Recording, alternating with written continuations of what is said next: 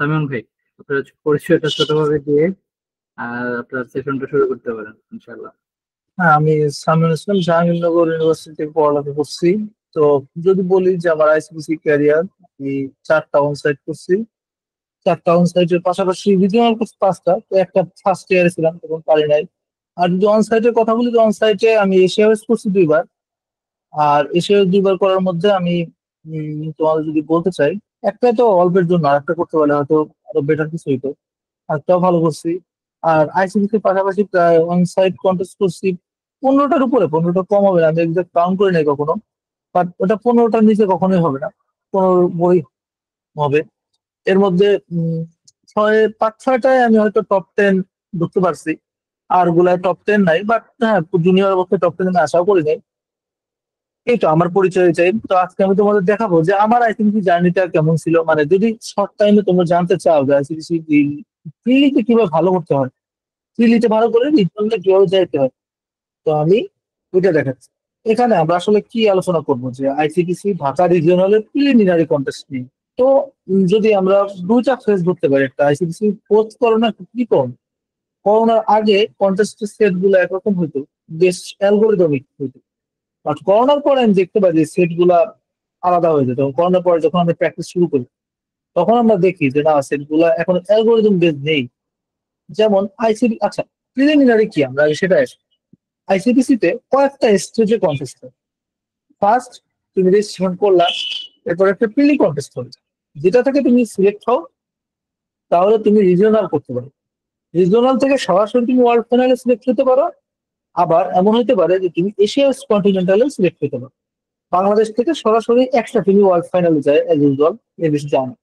আর Asia কন্টিনেন্টালে প্রায় 10 থেকে 12টা team যায় বাংলাদেশ থেকে। বা কোনো কোনো ক্ষেত্রে আরো বেশি যায়, 15টার মতো যায়। তো তুমি এশিয়া কন্টিনেন্টালে ফাইনাল যাবা। এশিয়া ওয়েস্ট কন্টিনেন্টাল থেকে দেখা যায় প্রায় 8-10টা টিমের মতো যারা ওয়ার্ল্ড ফাইনালে যাইতে পারে।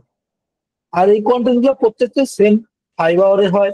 8 থেকে 12টা অ্যালগোরিদমিক প্রবলেম থাকে, 3 জনের টিমে হয়, অর্থাৎ 3টা একই থাকে, 3-4 চেঞ্জ হয় না। আমার ধারণা আইসিপিসি এই বেসিক নলেজ গুলো ম্যাক্সিমামেরই আছে। তো আমরা যদি চলে আসি যে 2021 ঢাকা রিজিওনাল করোনার পরের যে আইসিপিসি টা ছিল, এখানে হোস্ট ছিল ডিউবিসি। এখানে আমরা যদি এই কন্টেস্টটা আমার কথা বলি, যে আমি যদি প্রিলিতে সিলেক্টেড হয়েছিলাম, সিলেকশন হওয়ার পরে আমার আসলে কি কি লাগছিল, সিলেকশন হওয়ার মানে পরে সিলেকশন ওই রিজনালে যাইতে আমার আসলে কি কি প্রবলেম সলভ করা লাগছিল। ট্রুলি বলতে আমার 2টা প্রবলেম ছিল, একেবারে বিগিনার গ্রিডি কোর্সের এ বি বা সি লেভেলের জিডি প্রবলেম। একটা ছিল একটা বাইনারি সার্চের প্রবলেম।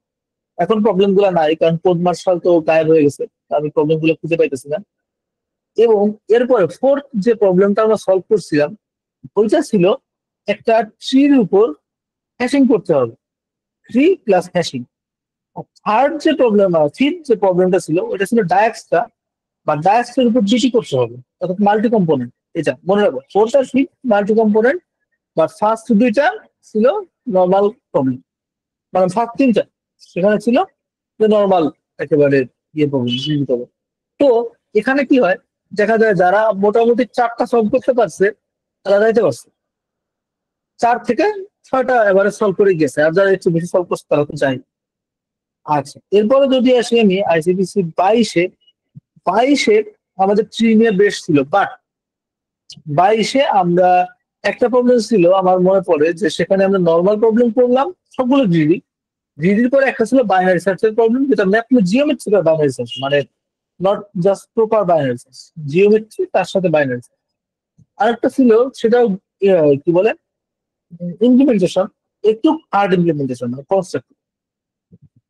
এইগুলো করে আমরা শিখেছিলাম। তো আমরা একটা দেখতে পারি যে আমাদের, তোমার যদি কোনো জায়গায় টিম থাকে 2000, তো দেখা যায় 10%-এর মতো টিম সিলেক্ট হয়, যদি এখানে ভার্সিটির কিছু আহ প্রিয়রিটিজ আছে, কিছু কথা হিসাব কিতাব আছে, যেগুলো আমরা পরে আলোচনা করবো। এরপরে যদি দেখি যে 23 সালেরটায়, 23 সালেরটায় কি হয়, 23 সালেরটায় সেম, আমরা 4টা সলভ করি, 4টাই ছিল কনস্ট্রাকটিভ। একটা sliding window, but sliding window তো আলটিমেটলি একটা ভিডি অ্যালগরিদম, কনস্ট্রাকটিভের মধ্যেই পড়ে, এছাড়া তো আর কিছুই না। তো এরপরে আসে আমাদের 24 সাল।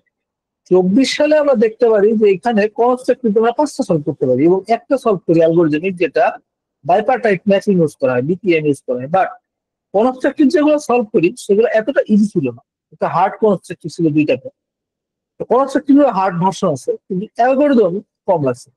তো এখানে একটা অ্যানালাইসিস করে আমরা দেখতে পারি যে graph, dynamic programming, number theory, এই তিনটা খুবই কমন, যে প্রত্যেকটা ইয়ারেই কেউ না কোনো ভাবে চলে আসে তাদের এই একটা হিসাব, যে তারা চলে আসে। কোন ইয়ারে 3 থেকে 2টা প্রবলেম আসে। থ্রির প্রবলেম বলতে যে শুধু জিএফএস বিএফএস বুঝিয়ে এটা না, দেখা যায় থ্রির প্রবলেম গুলা ইয়ে করে, এমএসটি আসে, সেন্সরের একটা প্রবলেম আসে একবার, এরকম।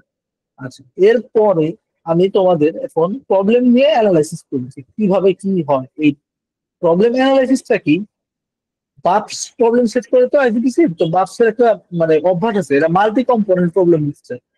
একটা প্রবলেমের মধ্যে 2-3টা জিনিস ঢুকাইতে চান, এটা মানে ইজি হলেও দুইটা গ্রিডির পর আর একটু কিছু এরকম কিছু অ্যাড করে দেয়, যে বাইনারি সার্চ তার সাথে গ্রিডি, শুধু গ্রিডি দিব।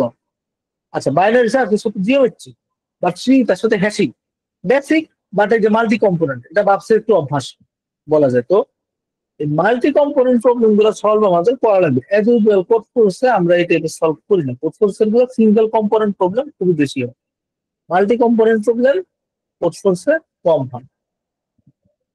ওকে ওকে, এখন আমরা যদি আসি যে কিভাবে পারফরমেন্স ওভারভিউ করা, এটা আসলে পারফরমেন্স ওভারভিউ কিছুই না, কোনোটায় 120টা টিম, কোনোটায় 130টা টিম।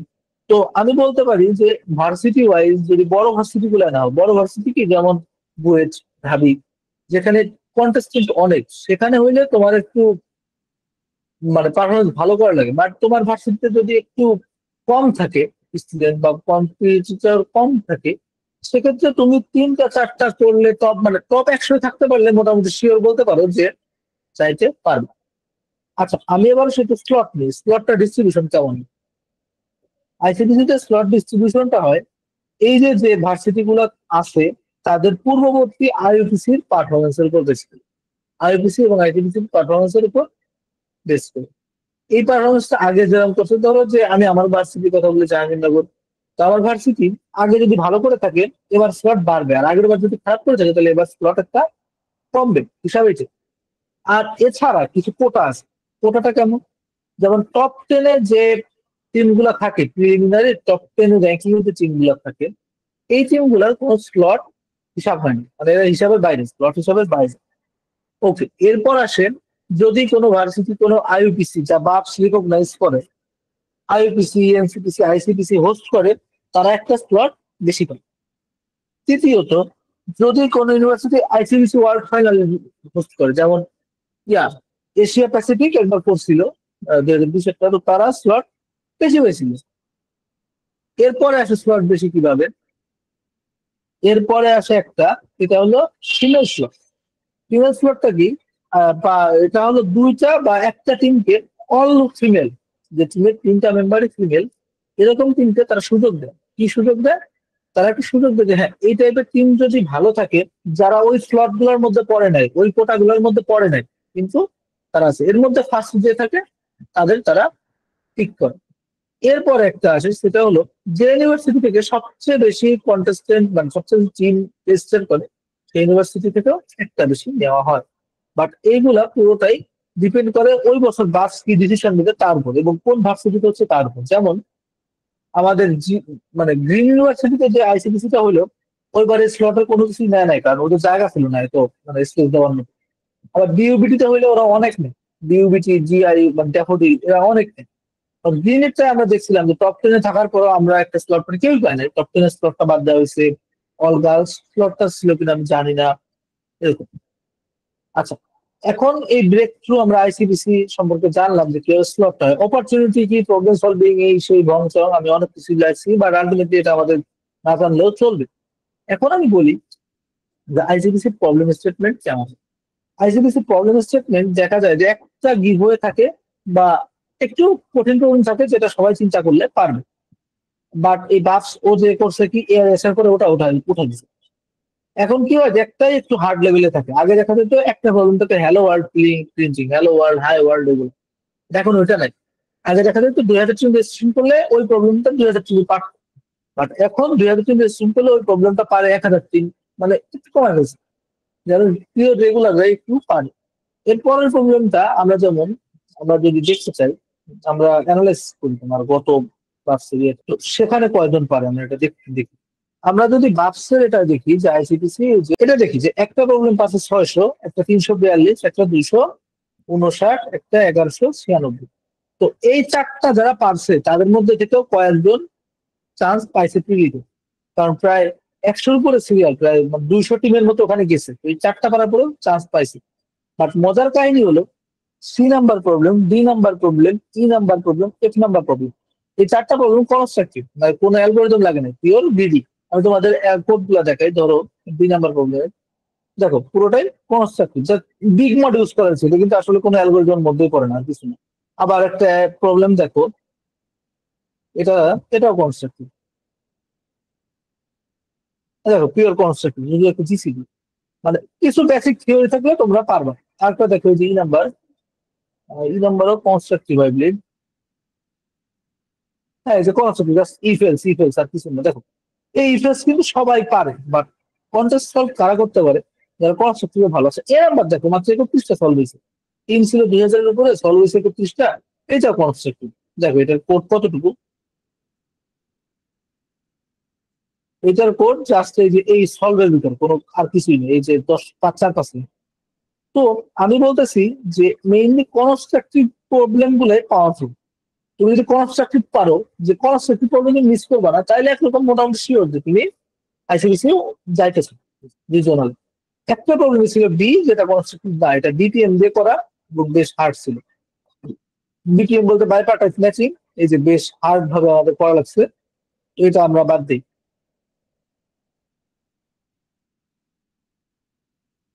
ওকে, আর যে এবার আমরা অন্য কোনো কন্টেস্টে যে গিয়ে দেখি যে সেটা আমরা দেখতে পারি কিনা। ধরো যে যদি আমরা এখানে অন সাইটে যাই, অন সাইটে দেখবো যে এখানে কনস্ট্রাকটিভ বেশি। এখানে বলতে গেলে এই তিনটা problem pure constructive, G number, I number, J number. হ্যাঁ, জি নাম্বারটা কনস্ট্রাকটিভ না, ওইটা একটু ইয়ে আছে, অ্যালগোরিদম আছে, সেগমেন্ট ট্রি লাগে, সামথিং সামথিং লাগে। আচ্ছা, এর আগে আমরা যদি বাক্সের, যেহেতু আমরা এনসিপিসি টা একটু দেখি, এনসিপিসি তে দেখি। প্রিলি প্রবলেম সবাই বলছে। আচ্ছা, এইটাই দেখি, এইটায় এই আই নাম্বার, জে নাম্বার আর বি নাম্বার তিনটাই কনস্ট্রাকটিভ। এই তিনটা পারলে, আর এখান থেকে একটা এই বেয়ার্স বা প্রামিড, আচ্ছা এটা তো সম্ভবত কি বলেন, এটা রিজনাল। এই B number, I number, J number তিনটাই কনস্ট্রাকটিভ। আর এই সি নাম্বার বেয়ার্স, এটা একটা সেগমেন্ট প্রবলেম, বা তুমি মানে লিস্ট লংগেস্ট ইনক্রিমেন্ট সাবসিকুয়েন্স দিয়ে করতে পারো তা। আর এই যে পিরামিড, এটা একটা জিওমেট্রি প্রবলেম। প্রবলেমের স্টেটমেন্টটা কি কোথাও আছে? থাকে কি মানে, থাকলে দেখা দিতে পারতাম। আচ্ছা, যাই হোক, এর আগের কোনো প্রবলেম কি আর আছে? এর আগের প্রবলেম সবাই ফেলছে, আমি তোমাদের দেখাইতে পারলাম না। আচ্ছা, মিরর ওয়ার্ম আপ আছে, এখানে আমি দেখাই। এই যে অলমোস্ট প্রাইম ফ্যাক্টরটা কনস্ট্রাকটিভ, এই ব্লোয়িং এটা কনস্ট্রাকটিভ, হুইলার প্রবলেম কনস্ট্রাকটিভ, বোয়া এন্ড নাম্বার এটাও কনস্ট্রাকটিভ। এটা কি বলে, তোমার মানে স্লাইড উইন্ডো প্রবলেম, তো এটা কনস্ট্রাকটিভ বলা যায়। তো আমি বলতে চাই যে কনস্ট্রাকটিভ ইজ দ্য কিং। বুঝতে পারছো? আমার প্রেজেন্টেশন মোটামুটি শেষ। আমি তোমাদের যা দেখাইতে চাইছিলাম, আমার ধারণা আমি দেখাইতে পারছি যে কনস্ট্রাকটিভ ইজ দ্য কিং। তুমি যদি কনস্ট্রাকটিভ পারো, তুমি দেন ওকে, তুমি রিজনালের জন্য ওকে।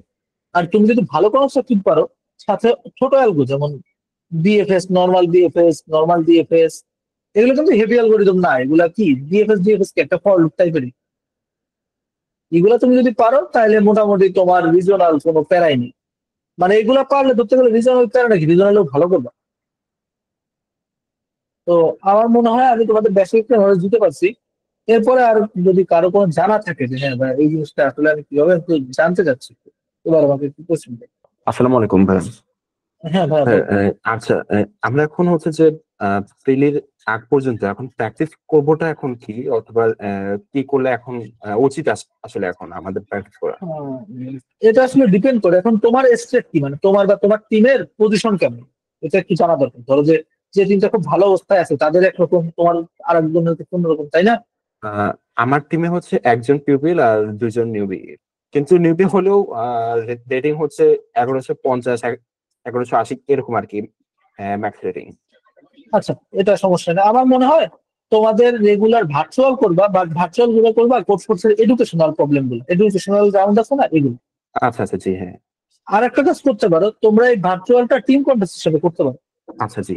আর এমনিতে কি কোনো স্পেসিফিক টপিকে কি ফোকাস করবো, যেরকম ডিপি অথবা তুমি constructive আপনি যে তোমরা বললেন? মানে ভাই, আমার এক্সপিরিয়েন্স যেটা বলে যে টপিক যেগুলো আসে বাবসের প্রবলেমে, একবারে বেসিক টপিক ওরা দেয়নি, মানে টপিকটা পারার জন্য একটু বেশ ইমপ্লিমেন্টেশনটা ভালো হইতে হবে। তো তুমি ইমপ্লিমেন্টেশন ভালো হবে তখন বলি যখন তুমি এক্সপার্ট হও। মানে এক্সপার্ট হওয়ার আগে আমরা ধরে নেই যে তোমার ইমপ্লিমেন্টেশনটা অত পাওয়ারফুল না। ধরো টপিক ছাড়াই তুমি কিন্তু 3-4টা পারবা, তুমি ওই 3-4টা না পেরে তুমি কি মানে তার চেয়ে হারটা পারবা তোমার মনে হয়? পারতে পারো, বাট জিনিসটা কঠিন না। আর বার্সার প্রবলেম সেটে কিছু সময় কেন মারি থাকে, হুট করে ওরা একটা জিওমেট্রি দিয়ে দেয়। এখন ধরো যে ম্যাথ অলিম্পিয়াডে সে তো জিওমেট্রি পারবে, আমরা পারবো না স্বাভাবিক জিনিস। আবার ওরা হুট করে কি করে যে একটা ডিফারেন্সিয়েশনের ম্যাথ দিয়ে দেয়। এইসব প্রবলেম দিলে একটু ঝামেলা হয়, জানি না এবার কি করবে। তো আমার মনে হয় তোমাদের ক্ষেত্রে টিম প্র্যাকটিস তো খুবই বাড়ানো উচিত, মানে রেগুলার টিম প্র্যাকটিস। এটা তোমরা এটা করতে পারো, যে কোনো জিম থেকে প্রবলেম নিয়ে করতে পারো, জিম থেকে এই যেগুলো করতে পারো, বা সিএফ এর এডুকেশনাল রাউন্ড গুলা 3 ঘন্টারে তোমরা টিম প্র্যাকটিস করো বসে বসে, এবং আজ সলভ একসাথে করবো। মানে তোমার জন্য তোমার টিমমেটের উপর কনফিডেন্স থাকবে না ও এটা পারবে। আচ্ছা, আর কিছু টেকনিক আমি তোমাদের সবাইকেই শেয়ার করি, যে এটা কিভাবে হয়, একটা টিম প্র্যাকটিস কিভাবে চলবে কন্টেস্ট বা যে কোনো আইবিসি কিভাবে করবে। তুমি একসাথে একটা প্রবলেম 3জন ধরা যাবে না, তাইলে ওটা ব্লক হয়ে যাওয়ার চান্স থাকে। দ্বিতীয়ত, এই প্রবলেমটা যখন করবা তখন তোমরা কি করবা, তুমি একজনকে প্রবলেম বুঝাবা না, তাকে পড়তে বলবা যে তুমি এটা পড়ো। কারণ তোমার বুঝায় ভুল হলে তুমি তাকে ভুল বুঝাও।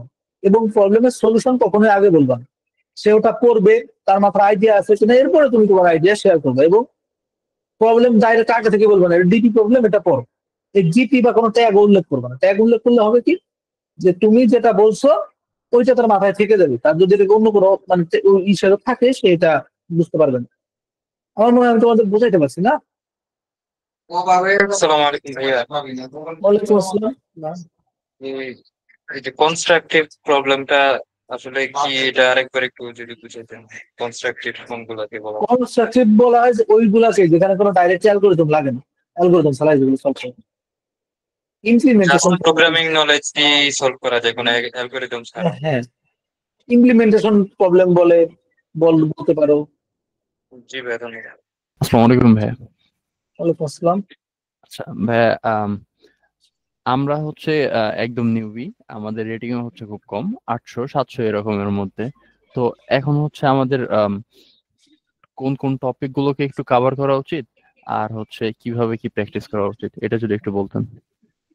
মানে টপিকের বিষয়টা আসে কেন, টপিক দরকার নেই এখন। তুমি just if else STL GD G এইটা ঠিক রাখো। If else STL GD binary search এইগুলা ঠিক রাখো। কারণ টপিক দিয়ে যেগুলো আসবে ওইগুলো একটু হার্ড লেগে আসে। তুমি যদি তোমার বেসিক ইমপ্লিমেন্টেশন ভালো না আসে তাহলে ওগুলো পারবে না। ধরো যে একটা প্রবলেম ধরে যে একটা সেগমেন্ট ট্রি লাগবে, ডিএফএস ইউজ করতে হবে, ওখানে প্রবলেমটা এমন ভাবে আসে যে ডিএফএস ইউজ করার পরে অনেক কিছু করতে হয়। তো ওই অনেক কিছু জিএফএস ইউজ কিন্তু ম্যাক্সিমাম সবাই করতে পারবে, ডিএফএস থেকে কঠিন না। কিন্তু ওই যে পরে আরো কিছু কাজ করতে হয়, আগে আরো কিছু কাজ করতে হয়, এই কাজটাই ম্যাক্সিমাম করতে ফেল করে। ওইটাই আসে ইমপ্লিমেন্টেশন থেকে। তোমার কনস্ট্রাকটিভ যত ভালো তুমি ওইটা তত ভালো করতে পারবে। তা আমি তোমার ক্ষেত্রে এটাই বলবো যে তোমরা আপাতত সিএফ এর একটু রেটিং পুশ করো, সিএফ এর কনস্ট্রাকটিভ গুলো করো। কনস্ট্রাকটিভ এর জন্য সিএফ খুবই ভালো। লাইট হাউসে তো ওপেন নেই, লাইট হাউসে থাকলে বলতাম লাইট হাউসে ভিডি বাইনারি সার্চ পার্সোনালি 14টা প্রবলেম আছে, ওই 14টা করে থাকো। আর যদি লাইট হাউসে ওপেন হয় লাইট হাউসে বেসিক মিডিয়াম করতে পারবে, এগুলো ভালো। আচ্ছা, আর তার মানে এখন ভাই ফোকাস করবো শুধুমাত্র কনস্ট্রাকটিভ অ্যালগরিদমের যে বিষয়টা আছে সেগুলোতে। হ্যাঁ, মানে কারণ তোমার বড় অ্যালগোরিদম আসলে তার যে ইমপ্লিমেন্টেশন আসবে, মানে অ্যালগো তো একটা টুল আর কিছু না, সে তো আমার একটা কাজ জি ইজি করে দিচ্ছে। আলটিমেটলি এর বেশি তো কিছু একটা করতেছে না। জি তো ওই কাজটা করার পরেও আরো যে কাজগুলো করা লাগবে সেটা তো তোমার জানতে হবে, তাই না? জি। ওর জন্য কনস্ট্রাকটিভ নলেজ দরকার হয়। আমি ভাই অ্যাকচুয়ালি এখন নাম্বার থিওরি করতেছিলাম আর গ্রিডি টুকটাক। ধরো যে তোমার বেসিক যেগুলা পিএফএস জিএফএস বেসিক জিটি, তারপরে নাম্বার থিওরি সি, তারপর ক্লায়েন্ট সেক্টর, আর কি গ্রিডি অ্যালগরিদম, বাইনারি সার্চ, এইগুলো জানার জন্য তো তোমার মানে খুব হাই নলেজ দরকার নেই। জি আমরা অ্যালগরিদম বলতে কি বুঝি? ধরো একটা ডাটা সেগমেন্ট, এটা কি খুব কঠিন? এটা তো ইজি। অ্যালগরিদম, হাই অ্যালগরিদম কি বোঝায়? এফএফটি, এনটিটি, তারপর তুমি যদি বলো যে সেন্সয়েড, এগুলো অনেক বড় অ্যালগরিদম, এগুলো আপাতত ধরারই দরকার নেই। বা স্ট্রিং এ হ্যাশিং শিখতে পারো, বাট আমার কাছে মনে হয় যারা বিলো স্পেশালিস্ট তারা আজকে নিজেদের ইমপ্লিমেন্টেশনটা বড় করে।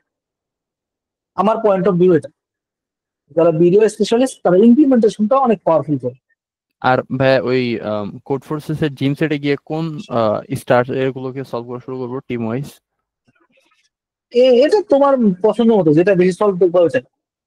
বেশি সলভ না, তোমার ফ্রেন্ডরা বেশি সলভ করছে, মানে তুমি জানো আটকায় গেলে ওইটা সলভ বের করতে পারো।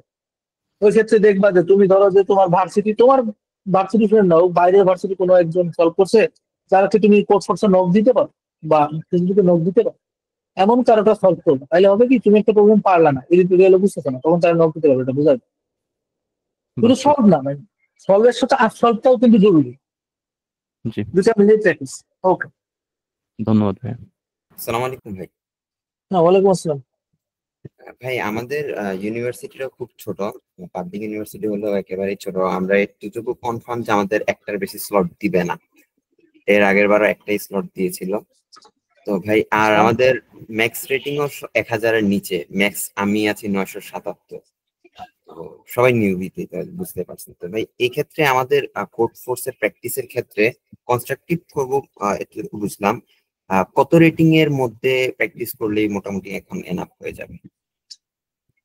রেটিং আসলে না দেখলে তোমাকে একটা জিনিস দেখায়, ধরো একটা প্রবলেম কোড ফোর্সের বিতে আসলো, সেম প্রবলেম যদি কোড ফোর্সের সিতে আসে, তোমার কি মনে হয় রেটিং সেম থাকবে? বিতে আসলে কিন্তু মানুষের কনফিডেন্স থাকে যে হ্যাঁ এটা বি প্রবলেম, এটা তোমার পারা উচিত। যখন প্রবলেমটা সিতে চলে যায় তখন মানুষের কনফিডেন্স কমে যায়, হয় না এরকম? হয়। রেটিংটা কিন্তু এর উপরই। তো তুমি প্রবলেমটা পড়বা, পড়ে যদি তোমার মনে হয় যে এটা সলভেবল তোমার দ্বারা, তুমি ট্রাই করবে। বাট যেহেতু তুমি বলছো কিউপিএল এর নিচে, তো তোমার 1400 পর্যন্ত সবগুলা তো সলভ করাই উচিত। ভাই আরেকবার একটু বলতেন। তোমার যে রেটিং তার থেকে 300 পর্যন্ত সবগুলো সলভ করাই উচিত।